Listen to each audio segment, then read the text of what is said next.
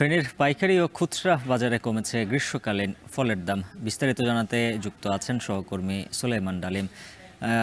ডালিম, জানাবেন কোন ফল কত টাকা কমলো?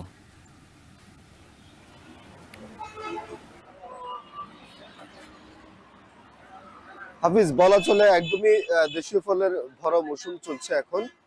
যার ফলশ্রুতিতে আমরা দেখেছি যে বাজারে দেশীয় ফল, আম, কাঁঠাল, আনারস, ড্রাগন সহ অন্যান্য যেসব ফল রয়েছে সব ফলের সরবরাহ বেড়েছে। যার ফলশ্রুতিতে আমরা দেখেছি যে সপ্তাহের ব্যবধানে ফলের যে দাম সেটি আম প্রকারভেদে প্রতি কেজিতে 10 থেকে 15 টাকা বেড়েছে। আমরা এখন আছি ঢাকা চট্টগ্রাম মহাসড়কের ফেনীর মহিফলের যে ফলের আড়ত রয়েছে, এই ফলের আড়তটিতে অন্যান্য স্বাভাবিক সময়ে কিন্তু প্রতিদিন 8 থেকে 9 কোটি টাকার ফল এইখান থেকে বিক্রি হয়। দেশীয় ফলের এই আম, কাঁঠাল, আনারসের এই মৌসুমে কিন্তু শুধু দেশীয় যেসব ফল রয়েছে সেসব ফলে কিন্তু দৈনিক এখানে 2 থেকে 3 কোটি টাকার ফল বিক্রি হয়।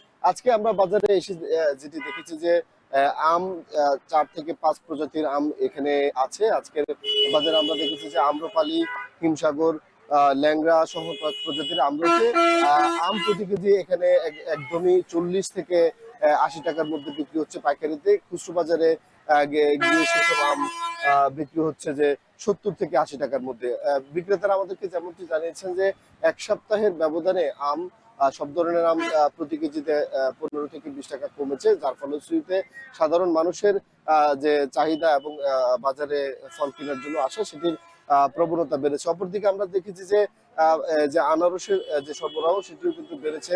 আমরা ফেনীর এই যে ফলের আড়ত, এই ফলের আড়তে সাধারণত চট্টগ্রাম পার্বত্য অঞ্চলের রাঙামাটি, খাগড়াছড়ি, বান্দরবান সহ বিভিন্ন অঞ্চল থেকে কিন্তু কাঁঠাল এবং আনারস আসে। সেই কাঁঠাল এবং আনারস এখানে বিক্রি হয় এবং দেখা যায় যে অন্যান্য ওই সময়ের চাইতে এই সময়ে আম এবং কাঁঠাল এবং আনারসের যে সরবরাহ সেটি বেড়েছে, যার ফলশ্রুতিতে দামও কমেছে। আজকে বাজারে আমরা দেখেছি যে আনারস প্রতি কেজি প্রতি জোড়া আনারস বিক্রি হচ্ছে যে 50 থেকে 60 টাকার মধ্যে, যেটি গত সপ্তাহে কিন্তু 60 থেকে 80 টাকার মধ্যে বিক্রি হয়েছিল।